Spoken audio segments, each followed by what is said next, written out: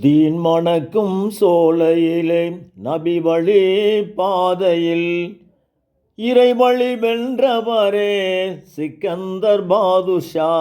தீன் மணக்கும் சோலையிலே நபி வழி பாதையில் இறைவழி வென்றவரே சிக்கந்தர் பாதுஷா.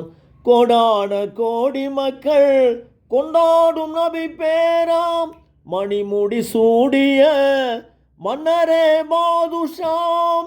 கோடான கோடி மக்கள் கொண்டாடும் நபி பேராம் மணிமுடி சூடிய மன்னரே பாதுஷாம்.